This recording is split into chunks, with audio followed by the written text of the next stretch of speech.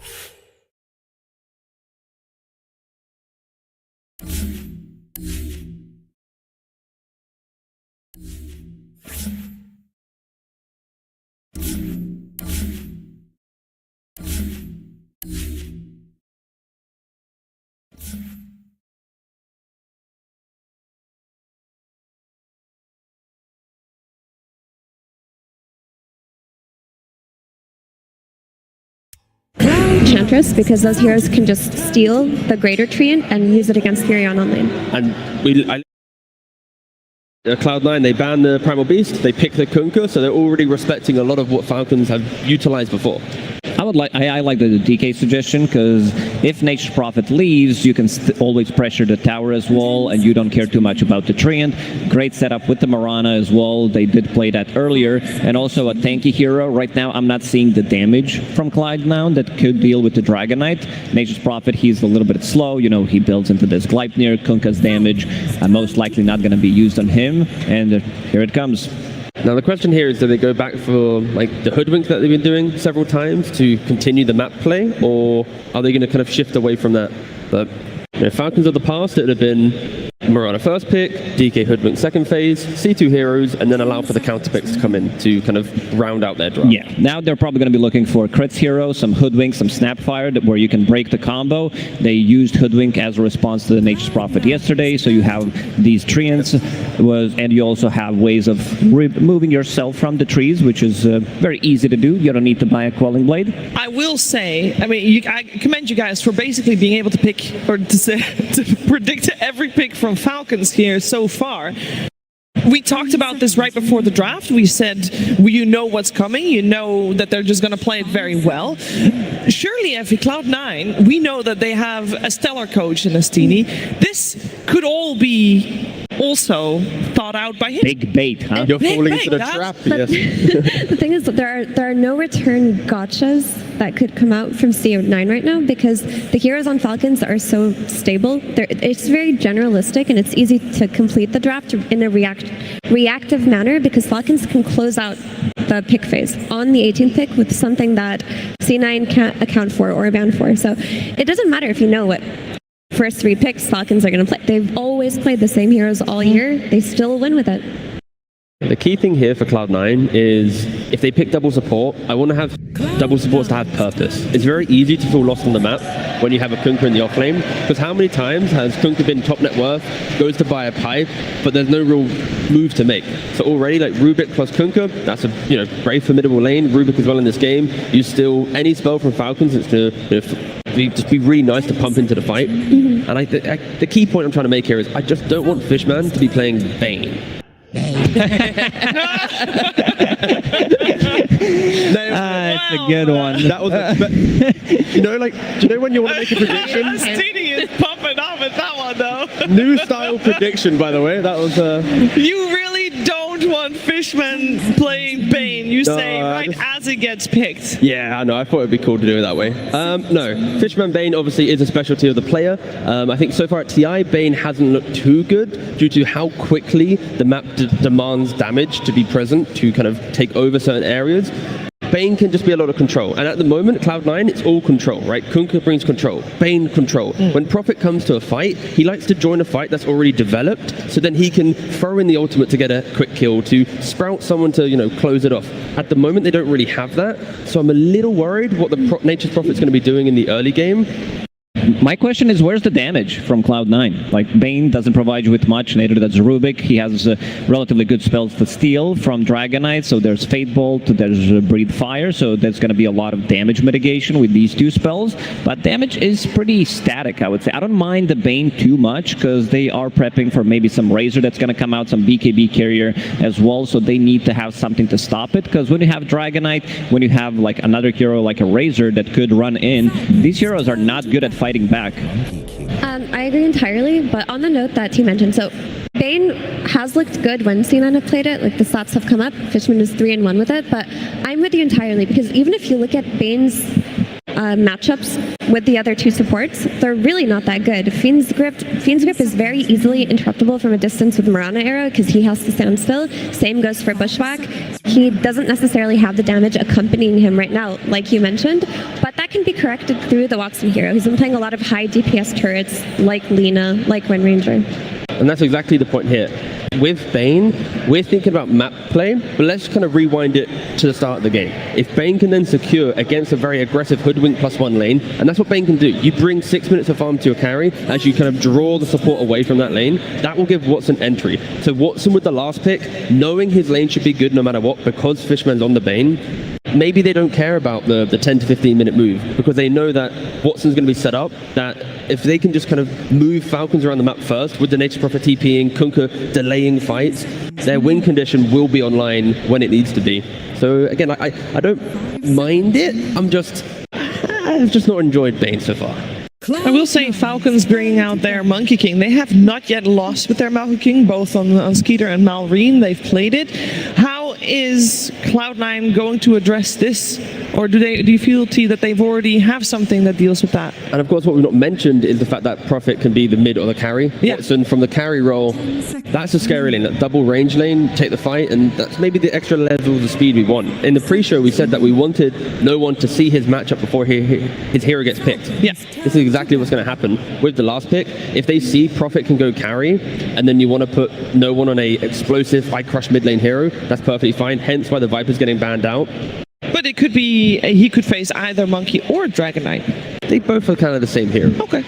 But that's the beauty of the flexes, because the DK and Monkey, you don't know where they're going, but ideally you follow the Furion around with the DK, and you also have the ability to follow around the Kunkka with the Monkey King, if this is the Kunkka offlane or a Kunkka mid lane. So Falcons flexes, which they look so good on, have already reacted to C9's flexes. Like, I'm not too afraid for Falcons in terms of being able to react on this 23 pick. I'm looking at the Monkey that came out in the last phase for Team Falcons. Monkey's going to have a relatively free game, whether he's playing against Kunkka, whether he's playing against Nature's Prophet, can roam around the map freely. And looking at the bans, Timbersaw and Centaur, there are banning Amar's heroes. Amar didn't play Dragonite. His hero pool is relatively small. What's left in the pool still? There is still Razor available. They're going to pick it blindly, so they just might go with the Razor, not seeing what the matchup is going to be. Ooh, a new hero for Amar. Very proud of you.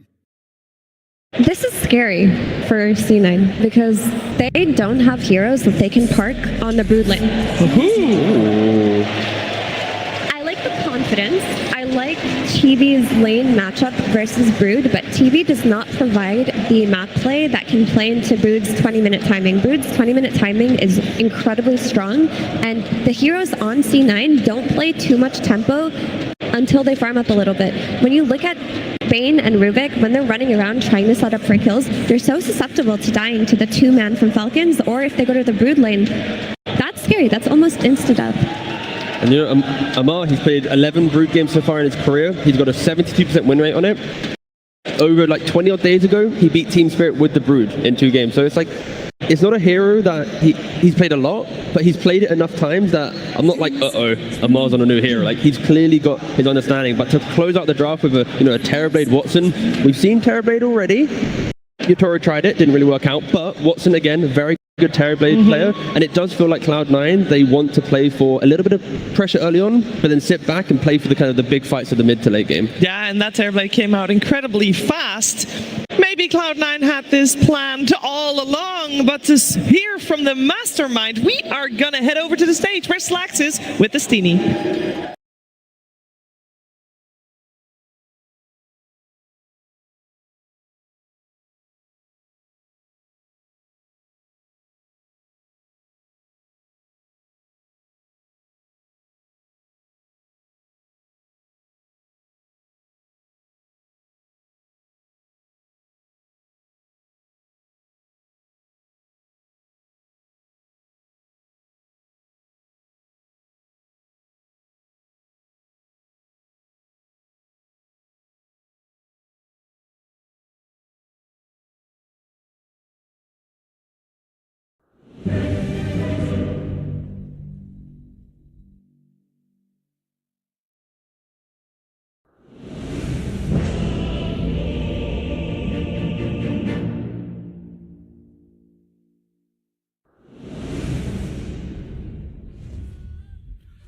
Kamu Shoban.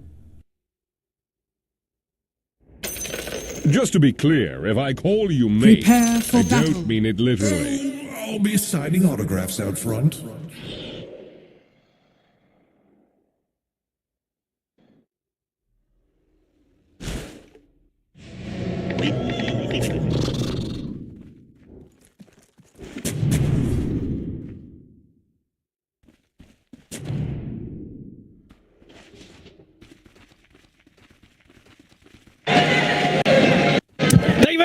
Yes, we're ready to go here with Falcons versus Cloud9 in the lower bracket. Fogged, it's going to be an exciting one. The final pick, as we heard that from Astini, predicted. They knew that the Brood was going to come. Their answer, the TB or the Morph, they go with the Terrorblade. It's a risky option though, right? This hero, we don't see it a lot, and when we have, it didn't look great. No, it's had some difficulties. For a couple tournaments, some players are still trying to bring it back, but we've seen players take advantage of the slowness of this hero, the ways you can pressure it.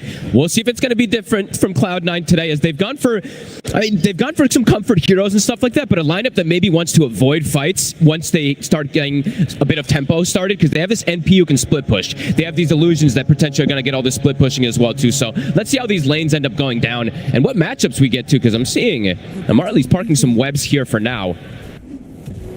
So he wants to play for the bounty rune here. Fishman is going to be able to grab it first though. as he steps down. So I guess the question is, obviously, we heard from Astini, Cloud9 side of things, they were predicting that the Brood was going to come. Yep. But from Falcons side of things, obviously the Brood is not something that they pull out all the time. So what do you think it was about today that Falcons said, you know what, we're going to catch them out off guard, which they apparently didn't, with the Brood pick? Well, I think it's probably something that we saw yesterday, how much that Brood started getting popularized. Well, gaming's been playing it a lot, but how dominant it was. It just kind of shuts down. It's this anti-carry that also scales. It builds auras, and it applies a lot of pressure if you don't have proper Brood answers. But, you know, they said that they were very ready for it. So I'm looking forward to see what they're going to be able to do with this type of lane, because they did pick a very strong lane in particular just to answer the Brood for the first few levels. The Bane on Fishman, his classic, and watching with this super high armor Terrorblade. But again, we'll see how this Terrorblade does end up doing overall in the game. And the other thing that's interesting is, I think Cloud9, you know, with this Nature's Prophet, we saw BBT tried to do this versus Falcons yesterday. The first few minutes was good. It just was afterwards that things got devastating. Well, Fishman, I'm getting chased down quite a bit, but also Watson getting a good few hits in onto Crit already in this lane. I mean, we'll see if they get the chance to get aggressive once a few levels are there, and Watson has some points. The Metamorphosis could be a lane in which they could look to fight back.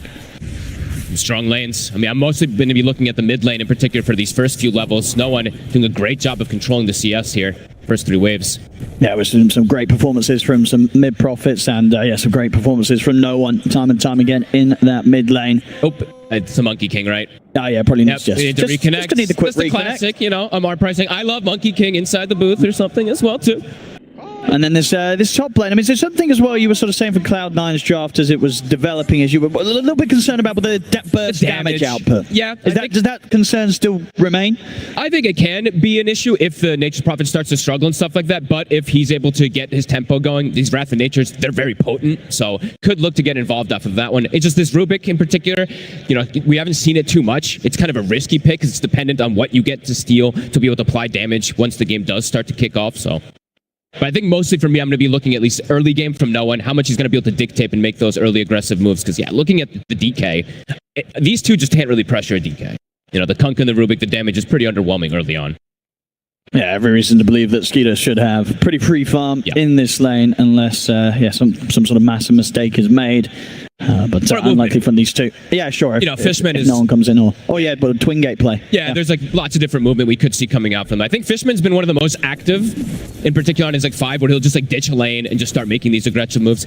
The one game we did see that the most, of course, Watson was playing like an Invoker, where he could obviously commit a lot as well. So maybe not too early on, but we'll see. Crit does get slept down bottom. So if they got the damage here with the Metamorphosis, I think they might. Crit's in trouble, and indeed Watson is going to be able to claim that first blood. They hit the level 2s, and just are going to have that bit better of a power spike in comparison to that of Falcons when they hit their level 2s down here. They're quick to make the play, and Crit's caught off guard. It's the Fishman classic. They got that level 2. A couple extra of these denies just gets that edge to be able to catch Crit off guard. Beautifully done. Neither mid laner needs a bottle, which is a bit interesting. I feel like we don't see this too often. It's sometimes it's just like one guy doesn't need a bottle and the other one does, so they are constantly playing around who wants to trade them. So it's just going to be kind of back and forth trades with players backpacking items. And we see there Mischief dodges, at least to dodge some of that sprout damage that Malrine is using to do a little bit better in this lane. But so far, it's still been no one kind of dominating it. Yeah, just able to slightly have that edge, just sort of what at the moment Malrine and I mean March sort of the last hits he's a little bit behind, but he's still getting a lot of denies in the Brood down here. Yep. So still able to sit safely in the lane. Yeah, and overall, it's like every time meta's up, it's always the same thing versus this Terrorblade, right? That's when you have to be a bit more careful, at least as the actual 3 position in the lane. Meta on cooldown for 80 seconds, and Mars should be pretty safe down here. Especially with the backup of like a stun, once Crit does have level 2, which he does now. And oh, okay, a free courier. Not in an easy Lotus there for Cat's Army.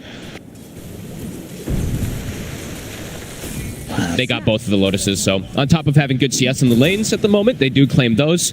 We see that Malrine is starting to at least reestablish things in that mid lane, so.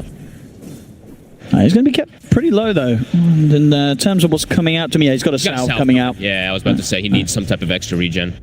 No one doing a very good job of keeping him rather low now. But he's got the extra point as well, and Sprout ready for the setup and preparing for his potency when it comes to making those rotations with the teleport if he sees a chance on these side lanes. What's really interesting to me about these two, this mid lane matchup kind of in a way, is the Monkey King's done good versus most heroes, and same thing for Nature's Prophet, but both of them move very often. We've seen these Monkey Kings just kind of leave the lane and park themselves in an opposing lane and just kind of try to bully from there. Nature's Prophet can do kind of similar, so I think we could see some pretty much identical rotations maybe to match each other. That's true. I mean, would you say out of the two of them, who's more likely to be hungrier to make the move first? You know, who's going to be following who?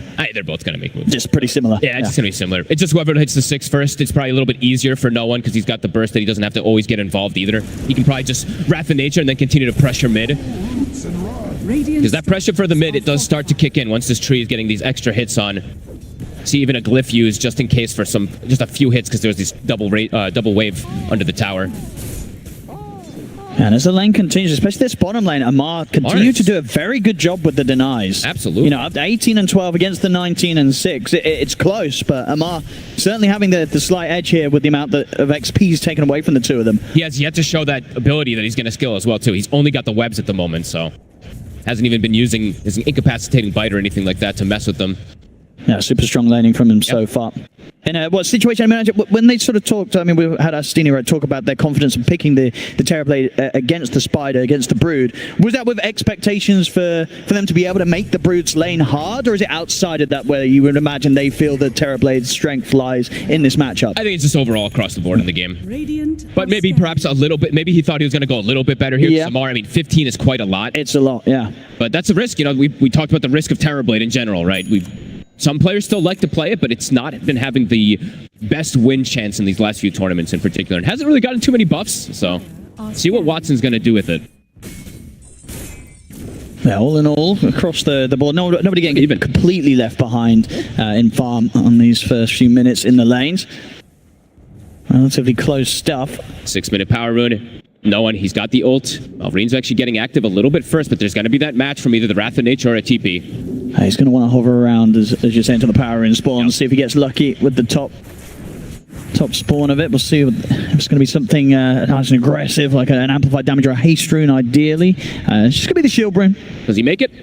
He should. Can he kill it in time? Yeah, he can. Nice. So nobody's going to be getting that one. Easy deny. Bottom lane. Instant move. They're going to make another play.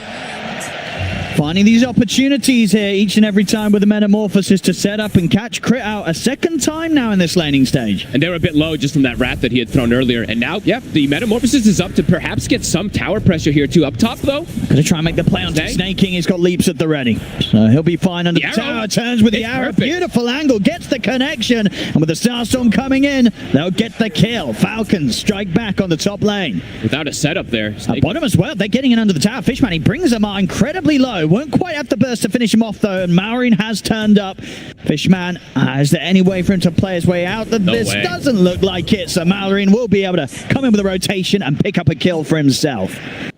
1-for-1 wisdom exchange, all things right in the world. We've been seeing a lot of games where these wisdoms are so crucial, especially in the first 7 minutes. It can be devastating if one of your supports gets these level 6 super late, so all things right in the world. Doesn't mean that we're going to get some perhaps normal level 6s, not these 14-minute level 6s that we've had a couple times.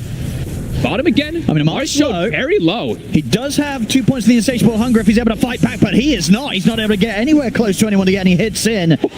Instant tip. Caught out there. I think, as I say, he was only playing that aggressively up the lane because he was relying on the potential of his insatiable hunger. At the same time, Fishman, he catches Crit again. The damage from that Wrath. Yeah, burst him down low. Fishman with the finish of this bottom lane, despite the fact that Amar was getting good farm, getting good denies. These deaths, they're adding up. It's quite a lot of positive action that Watson's getting involved in. I mean, it's coming up to 8 minutes in, the Terrorblade, he's already got 3 kills. 3 kills, and taking the tower is actually all important because now it's a lot harder for Amar as this Broodmother to fully pressure, take control of it. It's also level 6 is going to be coming a little bit later than maybe he expected. Very good aggressive move coming out from Cloud9. That being said, though, Skater is also top. Malrine as well is very high net worth. And DM... good use there of the X to hold back the Dragon, but he won't be able to hold back the rest of them. DM getting surrounded by the 4 of them as Malrine and Crit come in with the rotation. He's struggling, and they have now spotted the stacks. Can they take them? And they're certainly going to be tempted to try. They've got the Jingu buffer for the next Boundless Strike. Malrine's going to try to grab it. The streak's been cut. Oh, they saw him go up there, and they're ready to punish him for that with the Sprouts in. The Nightmare coming in time to stop the Boundless Strike. He's able to turn turn, get it off, a full heal there as it connects onto the stack. And looks like Snake King, he'll be the one to get left behind. So Cloud9, they turn up and they make sure that Falcons, they won't be taking away the stack. And if anything, sure, it healed him up, got him out, but also helped bring the creeps down low, so it's even easier for Cloud9 to clear up. Love that they're matching. Just keep making the moves aggressively. You might end up losing your bottom tower because you have to rotate so many heroes out of it, but you do not want to give up these stacks to this Monkey King at this moment. So Mar will get space out of it. I'm not opposed to taking the occasion. Let's see how much he's able to pressure the tower here with his army of spiders. It's pretty much going to go down. It's a one little rotation that you move away from these spiders. It's essentially just gone. So the big difference in this game really is going to start coming between these two offlaners. You're seeing a 1,000 gold disparity between them, but no one is having about 800 difference between him and that Monkey King. So his timing of that Maelstrom, it's fast. He's got it done already. It's going to be one of the faster ones I feel we've seen. 9 minutes 30. It's very quick. Radiant's bottom tower is very, very hot stuff here from no one in the mid. Which, when you're having maybe perhaps some like damage issues that the panel was mentioning and we were talking about inside like the mid game after these lanes break apart, having that earlier Maelstrom could be pretty important for him to get involved, because now Watson, I feel like he's done his job of getting involved. He's got 4 kills on a TB early. Now you kind of want to do your own thing, let your team control the map and make the aggressive moves for you. He can just keep sending these illusions to farm and push out the lane that the spider shoves in. Looking for that 10-minute power rune. It's going to fall into the hands of Malrine. Pretty big one too. Can he make an aggressive move with it? Looks like it's just stealing some stacks, getting these neutral items finished up. That's going to be difficult to find Watson at the moment, farming in a very safe position there, down on the bottom side of the map beyond the tier 2. They do have one of these, I would say, kind of sneaky wards that we've been seeing more teams play, so it will be at least spotting the exact position that he's in, so information being given. Crit, very close to finding the level 6. Just trying to pick up some solo XP on the bottom lane. Both teams are just trying to maximize, it seems like. Yeah, as you said, playing bottom, Broodmother's just jungling, Monkey King stacking / jungling. Fishman looking to make a bit. I mean, this is, I guess, just him hitting a tower and being a little bit cute up here, but won't be able to make anything of it. And Falcons, I think they'll be very ready to get Skeeter involved in the fights now, because the Blink Dagger's coming out for him. Just like last time, I heard Amira was talking about how aggressive that they could be because they have these pairings that they do tend to do with these drafts for Falcons, that they can just bring so many different varieties of heroes to be able to set up these type of ganks. So yeah, having this blink early, they're going to smoke. Level 6 are hit on the supports too, I believe. Maybe crit's still a little lacking, but Solar Flare's online. Fishman also does have the 6, so Fiend's Grip is at the ready. Same thing for Katomi. See if they can react in time. top tower is Oh, so the big catch would be either Watson or no one right now. No one. Stepping back over towards the mid lane. Falcons holding the high ground. They might see Watson step up here. Watson, he's not going to expect this. The Dragon Tail opening is there. See if they can chain stun him down. They can. Boundless into the arrow. Leaves no chance for any sort of stun to play. And even if he did, he actually didn't have a point in it yet. Not yet. Nothing he could do there to get out of that one. A successful smoke, and now maybe more. They can look for the setup in the mid. They get the Dragon Tail. The Sharpshooter comes in. They get no one as well. Falcons, they'll be able to turn with the Boundless and catch out Fishman on top of it as also. The Falcon specialty. I mean, Skeeter, as you said, when he can start getting involved early on, the way that the map just starts to close off quickly. 12 minutes in, very quick aggressive moves, catching 2 big cores. I mean, yeah, it doesn't get better than that for them. They get the carry, they get the mid, they get a support on top, they get the mid tower. And now what more could you want there with a Blink Dagger reveal from Skeeter? Perfect stuff. And now they've got the Brood with a mech. And we were talking about, at least I was looking at the comparison between him and DM. There's a massive net worth disparity between these two offlaners who DM could struggle to get involved in these early fights. Yeah, he's falling behind big time. He's got to farm the stack. At least help Watson finish it off. But Falcons, after the lanes break off, it's similar to yesterday. Just the way that we saw versus BBT. Yep. They had this good early 12 minutes, and then things just snowballed out of control. So let's see if Cloud9 can slow the pace of the game down and not just keep hemorrhaging kills. Because Skeeter, he's looking for it. Cloud9 are scanning. turning up at the tier 2 here for the defense, but this is so hard. Skeeter's not going to be afraid of diving the tower, and there it is, straight in with the Dragon Tail on towards no one. He's gone. Falcons seeming like they can just take what they want from the map right now. Cloud9 struggling to slow them down or do anything in response. I feel like DM actually has to start making his, I don't know, it's like he kind of has to play bottom because he's the only Brood answer. There's now a massive spider problem, Owen. None of these supports can really deal with it, neither the other 2 cores either. This tower's going down, potentially. They're going to have to use the glyph, but there's a lot of spiders. Radiant's bottom. At the time. Sorry, they don't even have the glyph, apologies. So this tower's just dead. It certainly feels like, the time is going to be ticking for Cloud9. Watson coming in with this Terrorblade pick. One of the struggles, right, is getting the game to last long enough for you to be able to come online. It's going to take time. Watson not yet ready to be a part of these defenses. And we were talking about how, no one did get a good timing on his Maelstrom. Back-to-back deaths immediately right after he finishes it up. So it's kind of a pinata that got inflated a little bit.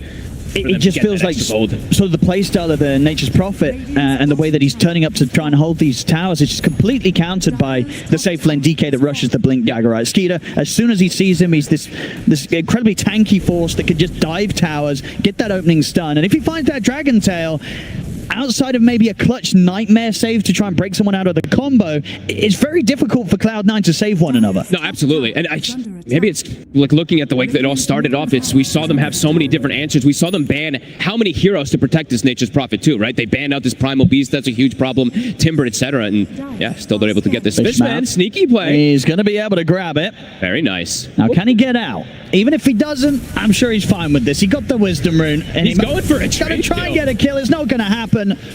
But Wisdom Rune picked up, so mission success, will tell you.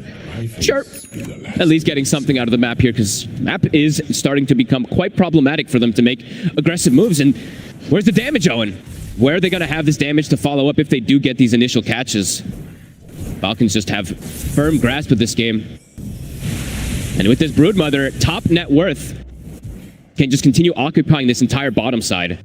Yeah, making good progress to just try and get the Greaves online for the team as soon as possible.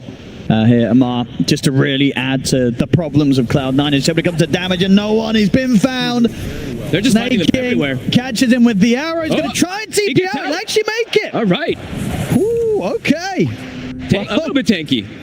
Yeah, just tanky enough there to get out. The spark of courage, right? I think once you hit that 50% health, it kicks in. That +7 armor, I think that was definitely the difference, at least for that Nature's Prophet to survive there. Oh, that was a lucky one there from no one. But that's all it really is. This time he just survived. So they are slowing down the pace a little bit here for Watson, but it's not like Falcons isn't farming on everybody. They're getting a ton of space on the map. Radiant are scanning. Yeah, Amar really starting to take over.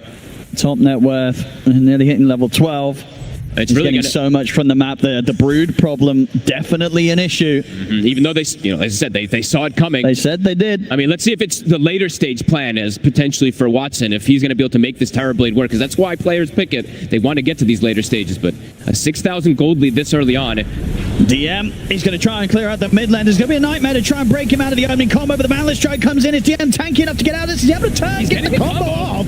Torrent's going to be off the mark, but the boat will connect it onto Skeeter. They killed him off, and now Skeeter's coined the Sprout. They get the two of them. There we go. Cloud9 turn things around. I think, Falcons, they went in then expecting DM to die a lot quicker than he actually...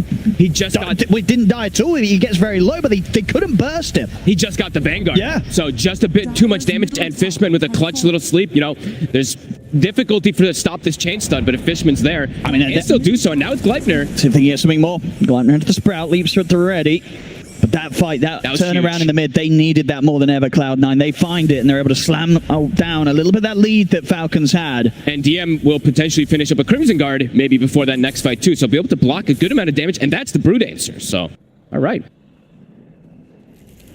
2,000 HP, 2 Seeds of Serenity plus Vanguard. It is a very durable Kunkka if they can't get the initial chain stun. Yeah, despite the fact that he is sort of, falling behind in farm. It's just enough to be at this point where Falcons, they couldn't quite kill him. Are scanning. No one buying. I like this, actually. This is really cool. He's looking to be super active, is what this tells me. He's got the Gleipnir now, so it's like, okay, farm time, it's over for him. He wants to show up to every single one of these fights. He buys the Shard. Not something we see too often. I know a couple of these players I've seen pick it up, but this is cool. Very strong. It's a lot of damage. It's going to help also versus these heroes that are pesky inside of the fog, potentially. Cool way to fight back. The pipe now is finished, though, for Amar, so extra little bit of an aura that a lot of magic damage was brought out in that last fight from Cloud9 from both the boat and as well as that Wrath of Nature, so that will block a decent amount. Cloud9 have restabilized things. They certainly have. And it'll be interesting now from Falcons if this kind of slows them down in looking for that next play. They'll opt to sort of sit back, just farm up their next round of items on Falcons before trying to run and jump on whoever presents themselves on the mid lane. Oh, and this is interesting too. Look at Skeeter is going for this. He went for Mage Slayer. I think I've been seeing actually less of this item, which I actually wanted to see more when we saw Sand King just go absolutely bonkers yesterday. I was hoping we saw some of these, but in this game, it looks a bit interesting. Because there's a lot of physical damage cores, in particular TB, but I guess he wants to reduce some of either that Wrath of Nature that comes out or the Kunkka spells. That'll be cool. Or just be innately tanky too, but... Mallory is on the hunt now. Does have the Atos for further control. Boundless to set things up. Fishman, he'll pay the price for sneaking around the jungle. That's kind of the power, I would say, of Falcons draft. It's more about the pickoffs in general. While Cloud9, if a big team fight kicks off, we will see the combos come out. If DM is able to cast his spells, they should have good fights, at least, inside of those 5v5s. But here we do see Falcons going for a bit of a sneaky play here. Not with the highest damage overall to take down a Roche at this time in the game, but it's actually pretty quick. I don't think Cloud9 is going to expect this. Especially with Amar coming in. Okay, now it's going to die very fast. So then TPs are starting to come in around the tier 1, but yeah, no way that Cloud9 can do anything about that one. Aegis into the hands of Skeeter. A Solar Flare just makes them be able to bring it down actually very fast. Thought it was going to be a bit slower, but... See how much they want to try and push the issue now. Skeeter having the Aegis. They could look for team fights pretty soon also on the side of Falcons. Now starting to get all these extra items, the Greaves, that pipe. Crit, though, will get spotted. He's going to get caught in the Sprout. He's able to jump out with a sharpshooter, and that might just save him. And there's no one else to really try and catch him off on the escape, so Crit able to break away from the attempt there from no one. I was just looking at his skill build on Crit, too. He actually takes the 10 talent instead of having the Scurry, so a little dangerous there to not be able to break out of that Sprout, but we'll be okay. And we're seeing as well from Skeeter, he'll be able to switch out the Quelling Blade now, gets the 4-star for himself, so he's got an answer against the Sprouts from no one. I think he's probably one of the players that does stuff like this more often than others. Yes, you build Hurricane Pike anyway onto the DKs lately, but having this one early on is going to be interesting to bail each other out. Smoked up. Invisibility. Falcons looking to play aggressive. They've got this timing with that Aegis. They've got a Solar Crest now on Crit too. And the thing is as well, from Cloud9's side of things, though, Watson's definitely at a point where he won't shy away from a team fight. No. I'd imagine he does look to show up. They have to keep DM alive. That's going to be the all-important thing. I think Fishman and DM have to be pretty on point trying to save each other. It looks like they're trying to set something up here. They've got their eyes onto Amar, see if they can catch him in the combo. They went in the Gleipnir, the Sprout. Have they got the damage to bring him down? With Watson having the Metamorphosis out, they do.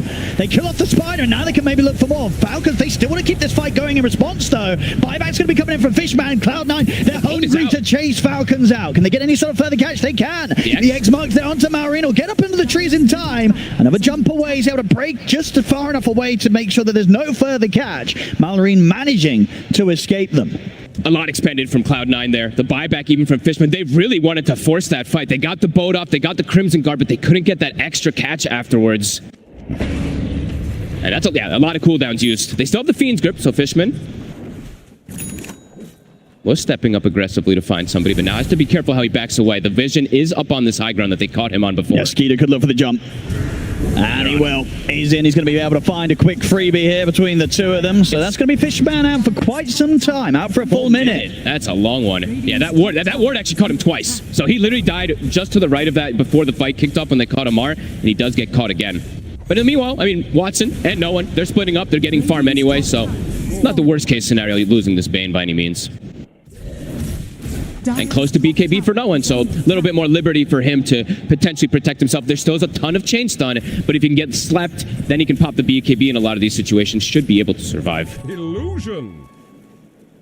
Definitely seeing, though, with the minutes passing and the fact, as you say, that these two stay at the top, you only got to imagine that from Cloud9's perspective, they're going to be feeling pretty happy. You know, that little bit of a turnaround and hold on to, taking away the momentum that Falcons were building up in that mid lane, stabilizing the game. That's definitely given them the platform now for which this Watson Terrorblade could really become quite the beast. Yep, and I think a lot of us are hoping to see what he's going to be able to do. Is this hero actually able to match and be that strong in these later stages since he's actually getting to farm on it? So many games I think we've seen in the past few tournaments, it just doesn't get online. So we're in for a treat here. Is under attack. And do they want to try and look for a fight outside of the base here? They're grouping up. Cloud9, they do. The smoke comes out. They've got a mech of their own also. They have the Glimmer and the mech on Katomi, so this is an interesting approach from him. It's going to be into the remnants of this Aegis, though, as well. The Aegis still there for 1 minute on Skeeter. Cloud9 around. Going to see Maureen jumping through the trees, but he's able to get away before any sort of catch comes in. As we'll let Falcons know that Cloud9 are looking for a bit of a sneaky play, so Falcons start to back off. Playing around their vision. Skeeter still has Aegis. It's not a tempting target for them to fully commit on, so they won't.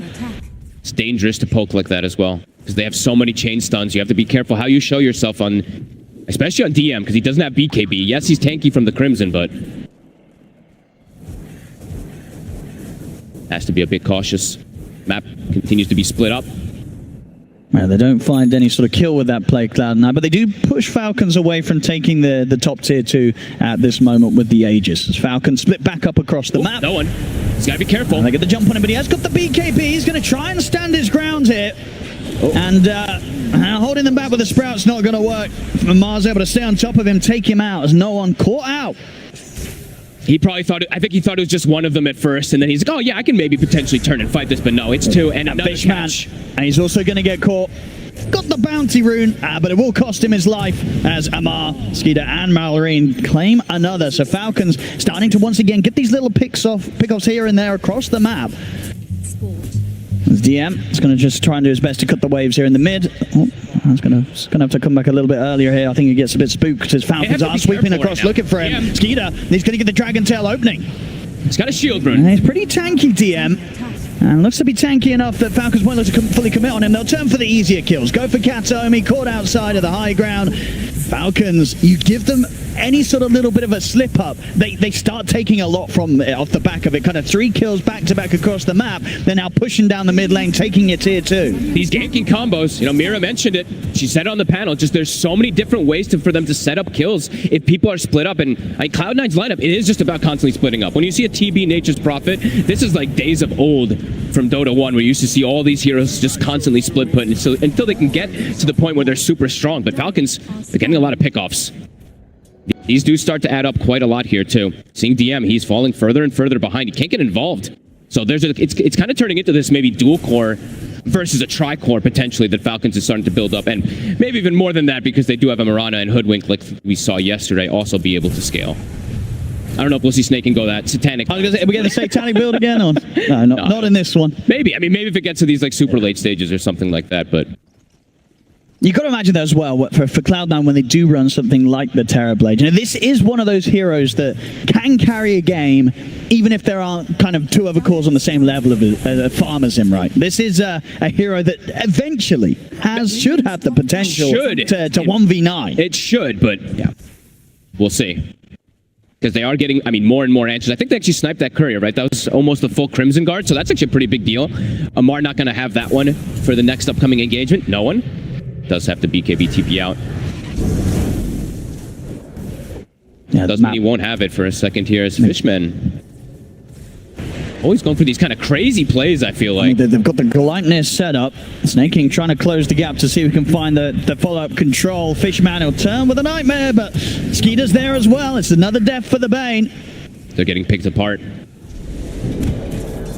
Just anywhere they go, anywhere they sort of reveal themselves alone, Falcons immediately punishing them. It's starting to add up these kills that they're feeding away to Falcons. The mobility on Falcons just feels to be too high for, I mean, I just keep watching DM. He's like trying to run around finding anything, but they're just constantly all over the place. The Monkey King's jumping around. There's a Mirana that's super quick, a Hoodwink and a Brood.